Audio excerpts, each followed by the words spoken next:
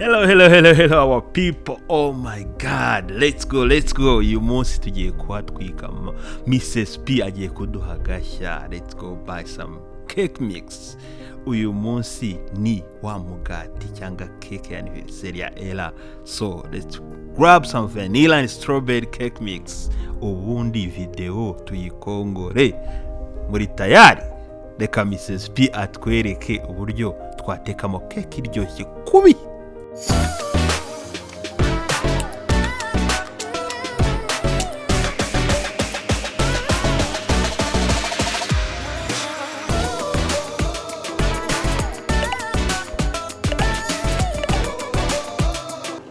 What's up, beautiful people, our beautiful family?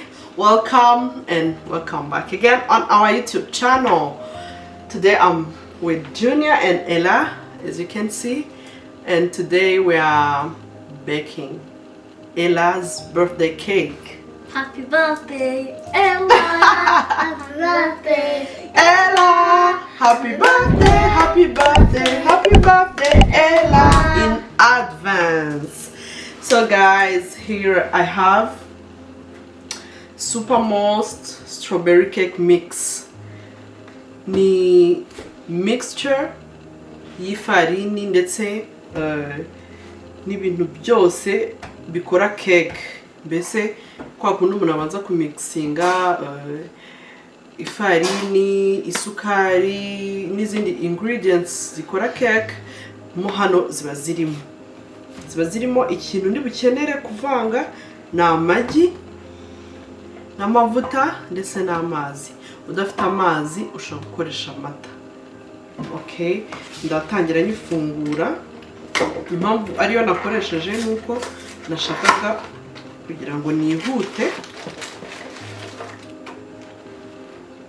Ni yingi kuba ikenera inaha ziba ziri muri Hannaford, Walmart, ndizera abantu bari naho bahazi.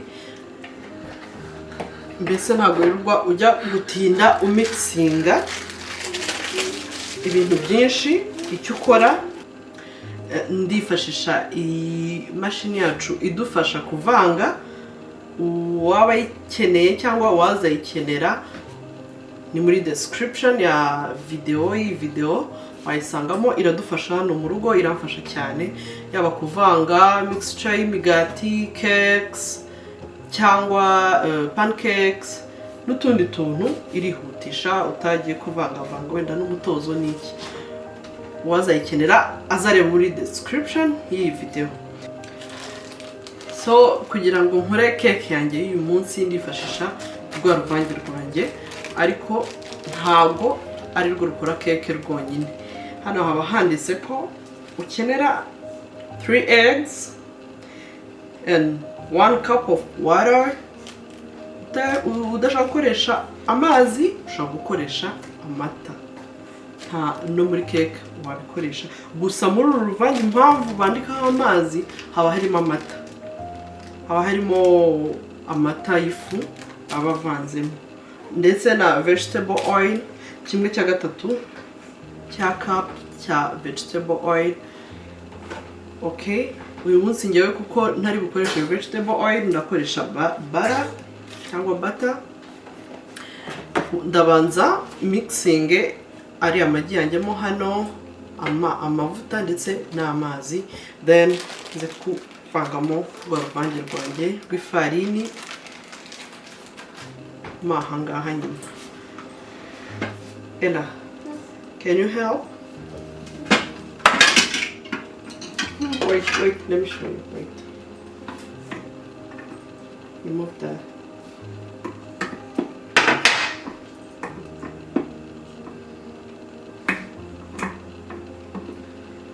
Urabona ko kaba gafite iyi mashini ibifite akakavanga uruvange rw'amazi, ibintu mbese niba navuga biri liquide bidafashe cyane. Hari ndetse naka akakonga koresha mu kuvanga. Sinzi niba mwarabonye ya video dukora umugati, aka niko nakoreshaga kavanga uruvange rw'imigati, mbese igipondo gifashe niko navuga, imigati y'amandazi. uyu munsi njyewe ndaza gukenera akangaka. Bring me some eggs. 3 eggs. 3 large eggs. Duck one? No, chicken ones. Amagi dukoresha aba ari ayacu, murabizi ko tworoye, tuba tugiye gukoresha amagi yacu ari fresh organic eggs. And, thank you Ella. Okay, help. Ella uyu munsi agiye kumfasha. Junior twabaye tumuhaye akaruhuko kuko ashaka kuba areba cartoon. Okay, careful, careful. Okay, good job. Put them there.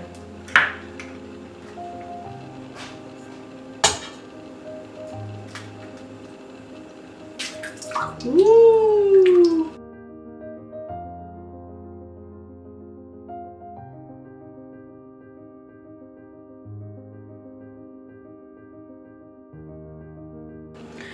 Okay, tumaze gushyiramo amagi yacu rero ndashyiramo 1/3 nk'uko hano byanditse. 1/3 hano handitse 1/3 cya vegetable oil, ariko ngiye navuga ko ndi bukoreshe butter. Ndakoresha measuring cups, nibyo biba ari byiza iyo bavuze 1 cup of water cyangwa of milk muri baking. Nkoresha aka gakombe niko kaba kuzuye 1 cup. Iki rero ni 1/2 cya 1 cup, and then 1/3 cya 1 cup. Ndakoresha 1/3 cya cup cya butter. Ufite vegetable oil wayikoresha, ariko ngewe ndashaka gukoresha butter. Can you bring me a knife?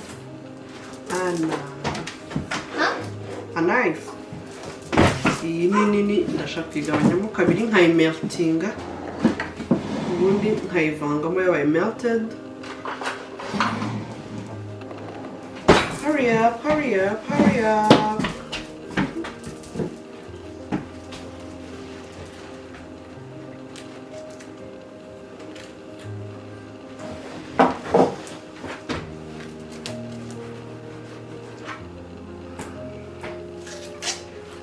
Koresha akangaka.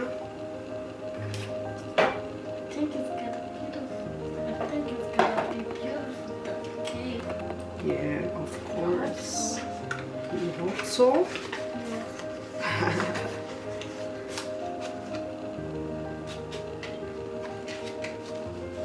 Ella has a birthday on 2nd May, so we're making. And we have fun. Yes, you'll be a big girl now. So I can go in kindergarten. In kindergarten. That's true. Ndakoresha then ingana gutya. Ubundi nsubize bara yanjye muri firigo kugira ngo itameltinga.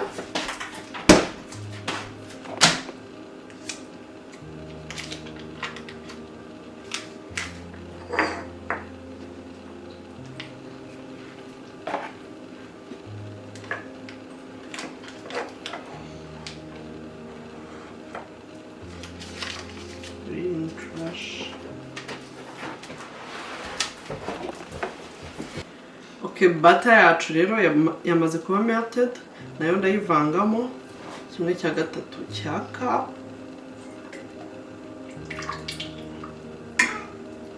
Nindangiza nshyiremo na 1 cup of water. 1 cup of water. Koresha amazi yanjye. Hi, Eleanor. Okay, Eleanor. Eleanor yakamejeje hari abari kumwe na papa we, ariko menya yamwanze uyu munsi wanza ashaka mami. Ndashyiramo 1 cup of water, and then I'll just mix, and after I'll add my flour, my mixture, strawberry cake mixture.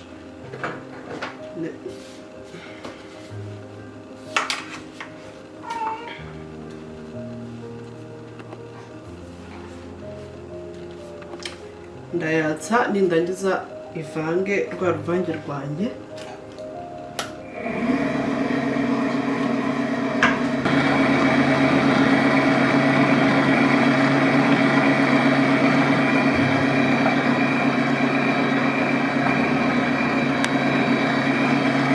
Urabona ko ibivanga neza yitonze, bivanga neza, amagi yanjye yivange neza n'ayapata n'amazi.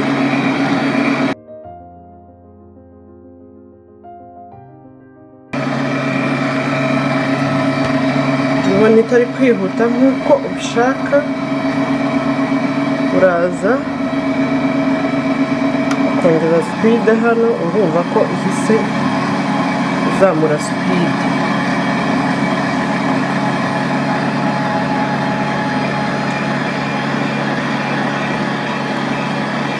Nshatse narekera ahangaha, yavanze n'ubundi.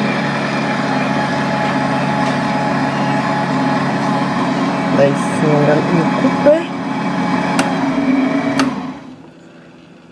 nindangiza ndakanda hano. Uruvange rwanjye rumeze neza. Igikurikiyeho ni ukuvangamo rwa ruvange rwanjye ya strawberry cake mix, ariyo iyi ngiyi.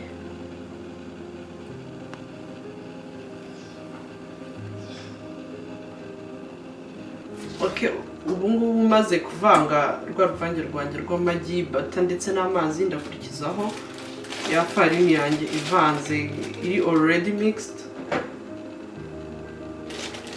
Ni strawberry ngiye gukoresha. Habaho ubwoko bwinshi bugiye butandukanye, vanilla, banana, haba harimo amoko menshi. Ndarufata nindangiza ndavangamo ya mixture yanjye muri rwa ruvange rwanjye. Nindangiza mvange neza.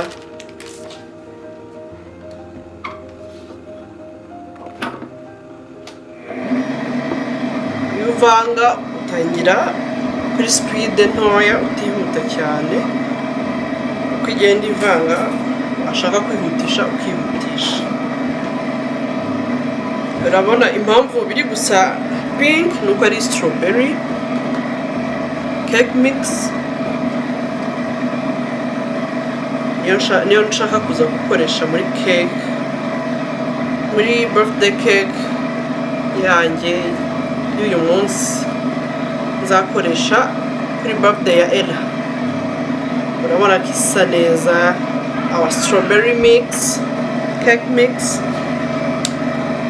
it's already looking delicious.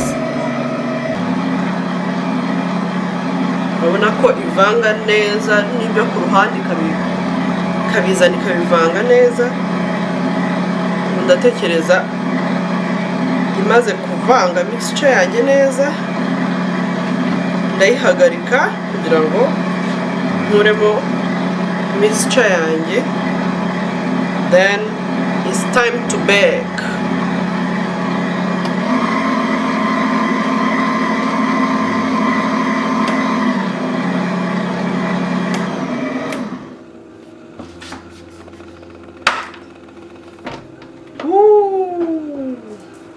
Urabona ko mixture yanjye irasa neza. Impamvu nakoresheje iyi ngiyi ibivanze, uruvange ruba ruvanze, nuko ntashakaga kujya mu mwanya wo kuvanga ama strawberries ngo nya blending, byari gufata umwanya munini. Niyo mpamvu nahise nkoresha iyi mixture. Ndakuraho kano,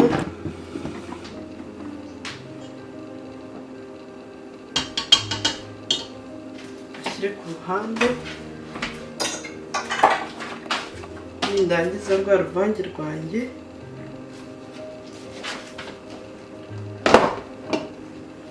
urabona ko iyi mashini ari nziza, ibasha isorori yayo ibasha kuvaho. Then ndafata isorori yanjye iyi ngiye kubekingiramo. It's a non-stick pan, ntago ifatamo, ariko ufite itari non-stick ushaka kubanza gushyiramo nk'utuvuta dukeya. Hari ubwo dushyiramo ari nubwo ntadushyiramo kuko iyi ngiyi iri non-stick, ntabwo keke yanjye ifatamo. Rwa ruvange rwanjye ndarufata rusukemo neza.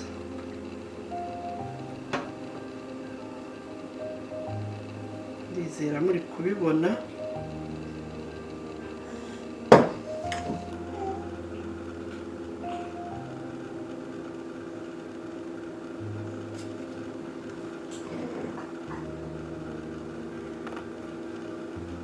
Ndarumariramo neza.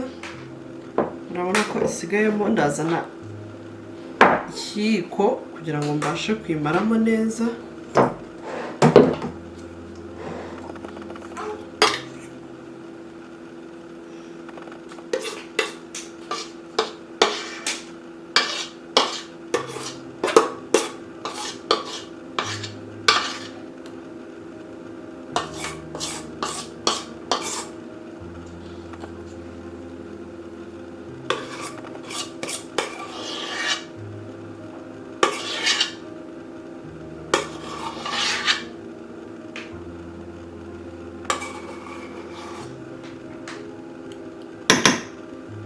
Urabona ko ya mixture yanjye nyimazemo neza, ntakagomba gupfa ubusa guys.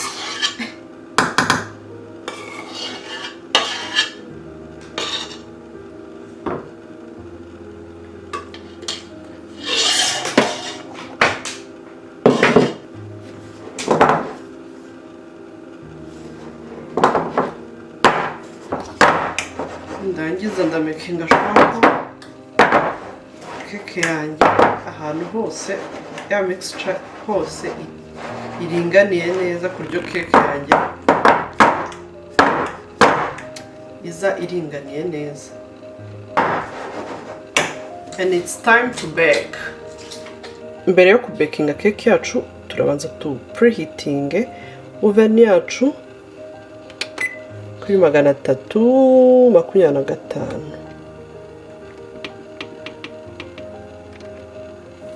Turarikorera preheat. Turangiza turaza gushyiramo iminota 25, hagati ya 25 na 30. Okay guys, our cake is ready. Keke yacu yahiye. Ubu imaze guhora. Ya minota yacu twategereje 30 kugira ngo ihore yarangiye. Igikurikiyeho ni ukwishyira ahangaha, ndayikuramo neza mo hano.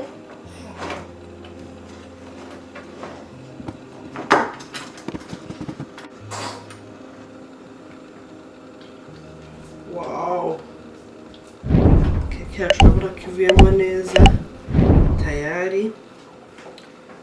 Keke yanjye urabona ko imeze neza, yahiye neza. Irahumura rero, aka strawberry karahumura neza cyane.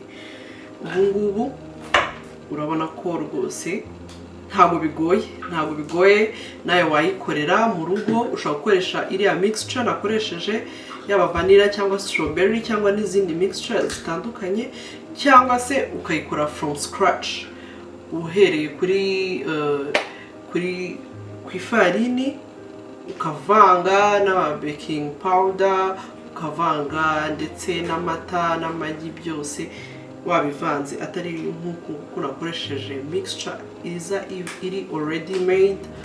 Ubundi ugakora cake yawe mu rugo. Kuko nashaka gukora cake ya etage 2-3, izindi nzakoresha vanilla mixture. Ni same process nk'uko nakoze iyi ngiyi, nta bindi bintu bishyashya. Ubwo duhure muri part B turi kudecoratinga cake yacu, cake ya anniversaire ya Ella. Duhure muri video ya part B turi kwidekora. Wakoze wowe wayirebye kugera kuri uyu munota, Imana iguhe umugisha, kandi mbibutsa gusubscribing. Shimira ndetse namwe mwese mwakoze subscribe. Muri abantu b'umumaro, muri abantu b'ingenzi, muri abantu b'agaciro. Turabakunda cyane. So guys, see you on the next video, part B video. Ciao ciao. We love you.